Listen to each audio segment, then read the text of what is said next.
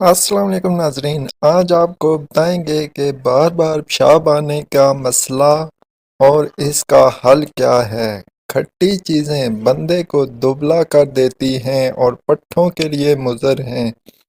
جب آپ چھینکتے ہیں 1 سیکنڈ کے لیے دل دھڑکنا بند ہو جاتا ہے، اس لیے نئی زندگی ملنے پر رب کریم کا شکر ادا کریں۔ نہار منہ اریسہ کھانے سے کمزور بندہ جلدی پلوان بن جاتا ہے۔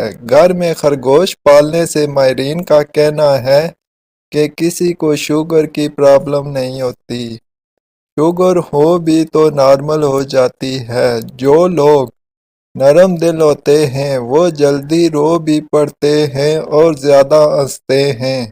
روزانہ نہار منہ اجوا کھجور دودھ کے ساتھ کھانے سے چہرہ ہمیشہ جوان رہے گا۔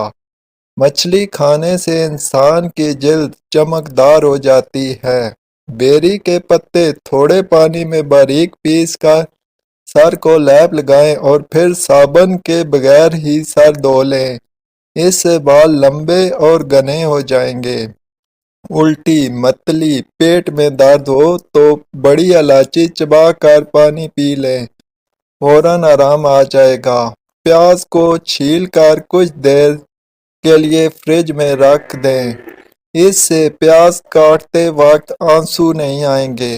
کھانے سے گھنٹہ قبل 2 گلاس پانی پینے سے ہاضمہ بہترین رہے گا۔ پیشاب کی بار بار حاجت ہوتی ہو تو پالک کا ساگ پکا کر کھانے سے بار بار پیشاب آنا بند ہو جاتا ہے۔